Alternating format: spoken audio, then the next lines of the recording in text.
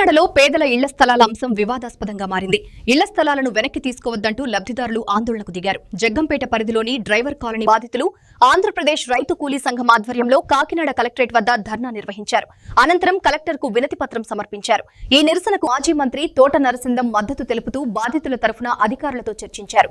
ఇళ్ల స్థలాలు కేటాయించినప్పటికీ మౌలిక వసతుల కొరతతో పూర్తి స్థాయిలో ఇళ్లు నిర్మించలేకపోయామని బాధితులు తెలిపారు. ఇప్పుడు భూముల విలువ పెరగడంతో వాటిని వెనక్కి తీసుకునే ప్రయత్నాలు జరుగుతున్నాయని ఆరోపించారు.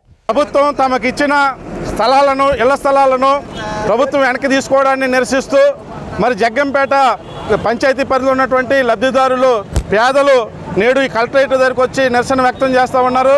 వీళ్ళంతా కూడా మరి 16 సంవత్సరాల క్రితం జగ్గంపేట పంచాయతీ పరిధిలో అక్కడ ఉన్నటువంటి డ్రైవర్లకి, అలాగే ఆశా వర్కర్లకి, అలాగే సెక్స్ వర్కర్లకి, మరి ఇల్లు లేని నిరుపేదలకి అక్కడ ఇళ్ల స్థలాలు ఇవ్వడం జరిగింది.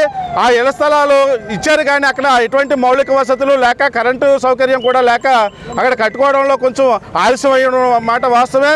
అయితే ఈ ఉన్నటువంటి పేదలు ఇచ్చినటువంటి వాళ్ళందరూ కూడా పేదలే కాబట్టి వాళ్ళకి ఆర్థిక ఇబ్బందుల వలన కొంతమంది పునాది వేసుకున్నారు, కొంతమంది రేక్ షెడ్లు వేసుకున్నారు, కొంతమంది కట్టుకోలేనటువంటి పరిస్థితులు ఉన్నాయి. అయితే ఈ నేపథ్యంలో పక్కన ఉన్నటువంటి ప్రైవేట్ వెంచర్ కూడా వేయడం జరిగింది. అక్కడ భూమి రేట్లు విపరీతంగా పెరగడంతో ఇప్పుడు వచ్చినటువంటి కూటమి ప్రభుత్వ నాయకులంతా కూడా ఆ భూమిని ఏదో రకంగా వాళ్ళ అనుచరులకు ఇచ్చుకోవాలనేటువంటి దాంతో మరి తప్పుగా అక్కడ పంచాయతీ తీర్మానం కూడా చేశారు. మరి అన్అఫిషియల్గా కూడా అక్కడ లబ్ధిదారులు ఇల్లు కట్టుకుంటూ ఉంటే అధికారులు ఇల్లు అడ్డుకుంటూ వాళ్ళని ఆ స్థలంలోకి వెళ్లకుండా అడ్డుకుంటూ ఉన్నారు. చాలా దుర్మార్గం అని చెప్పేసి మేము ఖండిస్తూ ఉన్నాం. మరి ఈ లబ్ధిదారులకి ఆంధ్రప్రదేశ్ రైతు కూలీ సంఘం మరి అండగా నిలుస్తుంది.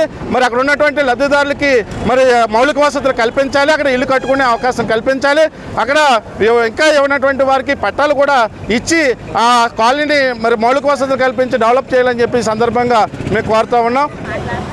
ఎక్కడైతే జగ్గంపేటలో డ్రైవర్స్ కాలనీలో జరుగుతుందో ఈ ఆందోళన పేద ప్రజలు భయాందోళనకు గురి అయ్యారు. విషయం ఏంటంటే అక్కడ ఎంఆర్ఓ గారు వేరే వాళ్ళకి పట్టాలు ఇచ్చేస్తున్నారు, ఆ స్థలాలు ఖాళీగా ఉన్నాయని చెప్పేసి అని ఇది పుకారో నిజమనేది ప్రజలు మీరే తెలియచేయాలి.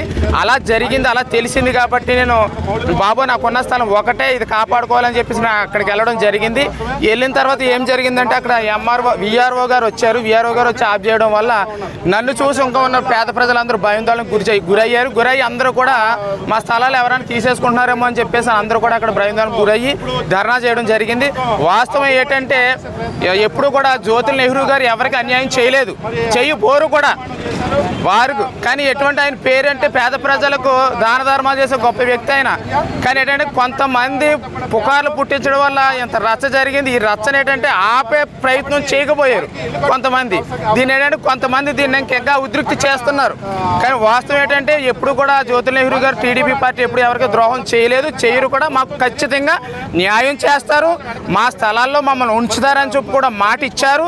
ఆ మాట ప్రకారంగా మాకు సీసీ రోడ్లు, కుళాయిలు, కరెంట్ను కూడా మాకు ఏర్పాటు చేస్తారని చెప్పి ఖచ్చితంగా నాకు నమ్మకం ఉంది.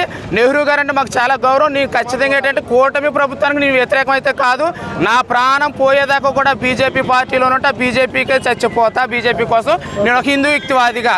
తర్వాత ఒక విషయం ఏంటంటే ఎంఆర్ఓ గారు, విఆర్ఓ గారు నిర్లక్ష్యం వల్ల ఇంతక్కడ వరకు రావడం జరిగింది. వాళ్ళు కరెక్ట్గా డ్యూటీ చేస్తే ఇంత జరిగి ఉండేది కాదు. కాబట్టి అధికారుల మీద మనం ఎలాగైనా సరే చర్యలు తీసుకోవాలి.